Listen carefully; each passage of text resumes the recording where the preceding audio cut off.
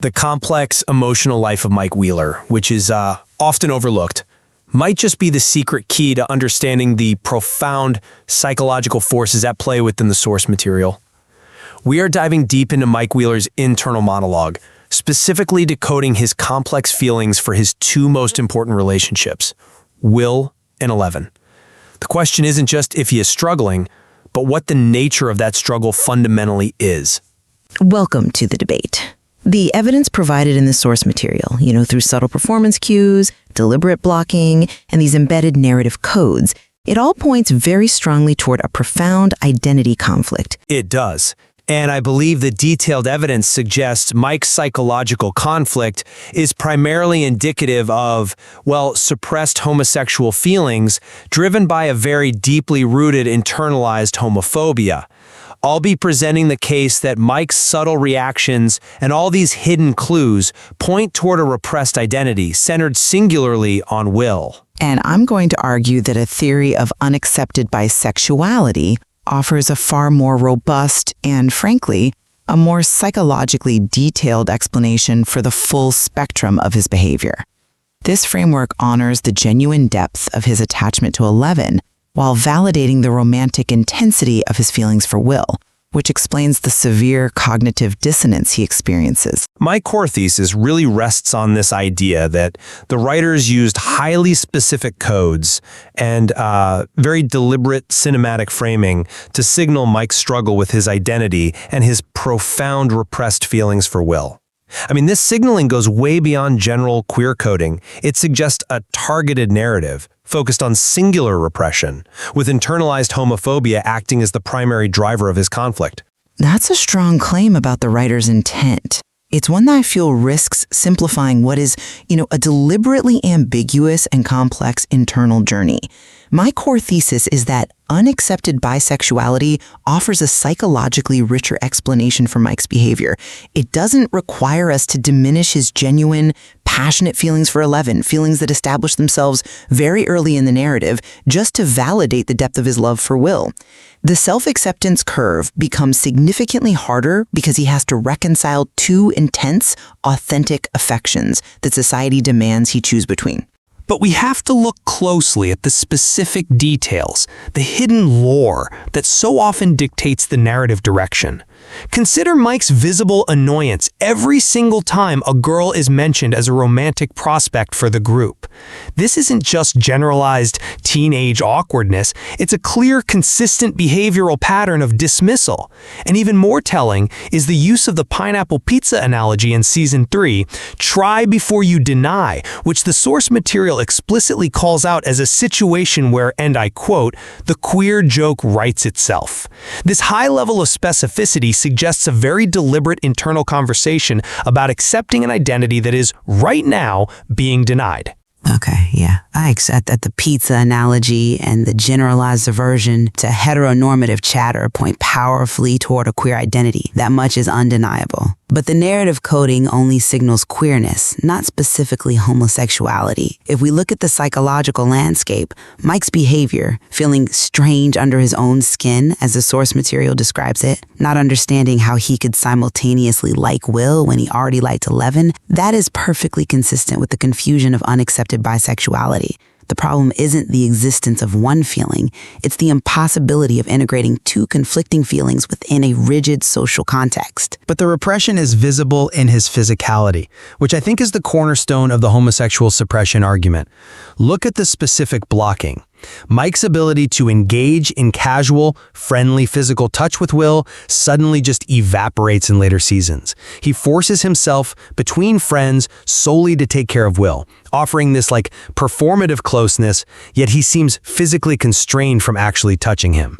This behavioral shift is a powerful sign of internal psychological constraint and projection, forcing the verbal affirmation, "We're not gay, we're friends," precisely because that truth is bubbling to the surface. That specific shift in physicality signals a massive internal conflict, yes.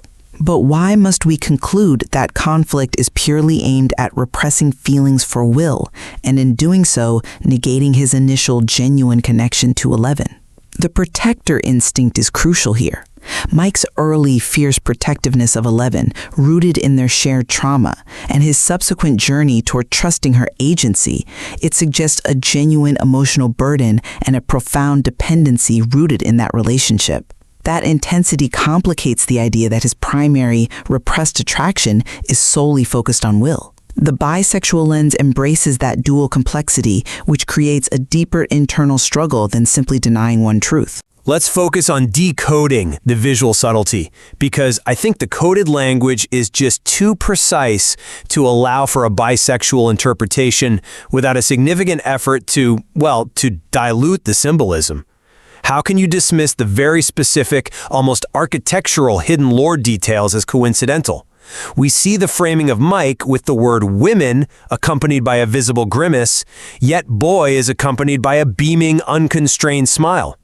This boy imagery, often positioned like a thought bubble right above his head in specific camera blocking, especially when he's looking at Will, it suggests a deliberate, singular focus on that male connection as the source of his latent joy.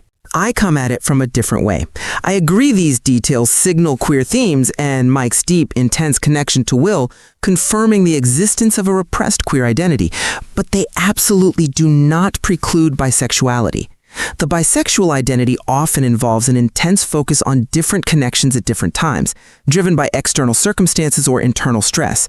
The external pressure to conform could easily amplify the focus on the Will connection, the connection that causes the greatest conflict and self-doubt because it defies social norms most openly.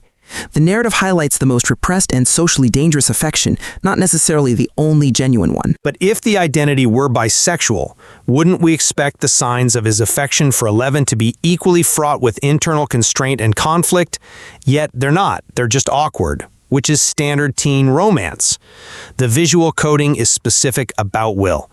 Consider the placement of the Life cereal box saying the cereal Mikey likes directly behind Will during a moment of confession.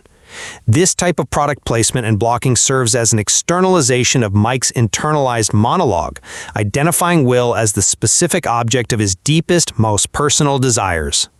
That level of narrative signaling is a strong argument for a singular, though repressed, romantic focus. I find that reading of the visual cues to be overly reductive of the narrative's capacity for nuance.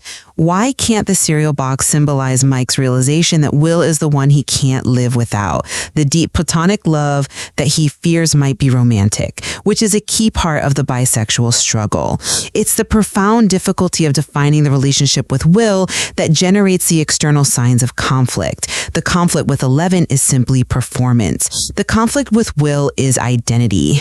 Both can be true under a bisexual framework, where the Will connection represents the great unknown and the greater social fear. Okay, but let's look at what the camera itself confesses in Season 3, because it seems to confirm that the relationship with 11 is serving as a psychological placeholder. Can we truly ignore the symbolism of the frozen, unresponsive kissing scene? This takes place in Will's room, directly in front of Will's closet, while the song The First I Love You plays, a song, critically, that also scored Robin's coming out scene just moments later. This is a crucial cinematic revelation of his subconscious truth. It happens in Will's space, directly next to a symbol of hidden identity, the closet, suggesting the entire experience with 11 is causing a total emotional shutdown because his subconscious is focused elsewhere. That's a compelling argument, and I agree that the symbolism of the closet and the song is meant to signal a queer identity awakening, but the argument that this scene proves singular homosexuality rests on the assumption that his feelings for 11 must be erased. Have you considered that moment not as a definitive declaration of purely homosexual identity, but as the peak manifestation of his confusion? He is physically engaged with 11, but the environment, Will's room, Will's closet, the narrative proximity to Will's trauma, it forces him to recognize the magnitude of his feelings for Will, which clash violently with his current physical action. Bisexuality doesn't mean equal love at all times. It means the capacity for love across genders. And his overwhelming repression is manifesting in that moment of crisis. But why the total physical shutdown? If he simply felt simultaneous attraction, we would expect conflict, sure, not paralysis. Repression is defined by the inability to act because an unwelcome truth has momentarily surfaced and created a block. The very specific placement in Will's room while physically engaged with 11 suggests the true, repressed feeling, the singular one, is Will. The 11 relationship is the distraction that fails spectacularly when confronted by the true source of his internal world. But I would argue the opposite. The overwhelming nature of the confusion is the repression. The self-acceptance curve for a bisexual person, especially a teenager in the 1980s, is compounded because they must acknowledge that their intense feelings for person A, 11, are not sufficient to negate the intense but socially unacceptable feelings for person B, Will. That realization that he has the capacity to love both and that society won't allow it, that is powerful enough to cause paralysis. Let's pivot to the interpretation of his emotional burden, specifically around the heart speech to 11 in Season 3 and his subsequent reaction to Will's confession in Season 4. The heart speech is often re-examined as an attempt to maintain group emotional stability, demonstrating Mike's role as the glue of the party rather than a purely romantic defense. Precisely. And bisexuality explains the profound need to keep both relationships intact. The deep, complicated, platonic, maybe romantic, love for Will and the deeply dependent romantic connection to 11, thereby explaining the genuine emotional burden he carries. He needs both pillars of his support structure to survive his internal turmoil. If he were purely homosexual, the priority would be escaping the 11 relationship and dealing with his feelings for Will. But his priority is maintaining the status quo of both, regardless of the personal cost. That's an interesting point, though I would frame it differently. While he's certainly the glue, we have to look at the immediate fallout of his emotional outburst after Will's confession in the van. Mike's ultimate behavioral cue was crawling back to Will, begging for forgiveness. The source material notes he does the exact opposite of what was expected of him. He didn't prioritize coming back to his girlfriend, who was also distraught. He prioritized reconciliation with his best friend. This indicates that the repressed core of his emotional identity and the true source of his profound longing and internal conflict lies with Will. His need to apologize to Will supersedes his obligation to 11, demonstrating the hierarchy of his internal psychological distress. I agree that the need for reconciliation with Will demonstrates the preciousness of that bond. But the intensity of the apology stems from hurting Will so deeply during his most vulnerable coded confession, a confession that forced Mike to confront his own confusing feelings. That specific reaction shows the profound dependency he has on Will, regardless of the romantic label. If he were purely repressed, he might have distanced himself further, projecting more hostility, especially when Will forced the conversation into uncomfortable territory. Instead, he acknowledged the profound pain he caused, which is necessary when protecting the person who holds the key to his emotional stability. But how do we, as analysts, distinguish between genuine teenage romantic passion for 11 and the powerful emotional safety net created by trauma-based dependency? Isn't the 11 relationship a functional response to chaos, a grounding mechanism in a terrifying world, rather than pure, unrestrained romantic love? If the root is trauma bonding, the feelings are necessarily constrained, clearing the way for the singular, repressed feeling for Will to be the authentic core. I think we minimize the complexity of adolescent relationships if we insist on that binary distinction. Even if the relationship began with trauma, the duration and the repeated acts of self-sacrifice and emotional investment, Mike, traveling across the country, for instance, just to see her, elevated it beyond mere dependency. For Mike, the feeling is authentic love, defined by its utility and its history. This genuine love for 11 is what makes the acceptance of his feelings for Will so traumatic. He isn't choosing between a real love and a fake love. He is choosing between two real feelings, which is the quintessential bisexual struggle. But we must simplify the psychological conflict to understand its root, the initial trauma that necessitates the repression. suppressed homosexual feelings driven by internalized homophobia neatly explain Mike's early need to exert absolute control over a chaotic world, that early protector instinct, and his subsequent emotional isolation. Internalized homophobia creates the unspoken resentments and the burden of shared secrets with Will, because the secret is singular, his identity. I'm sorry, but I just don't buy that.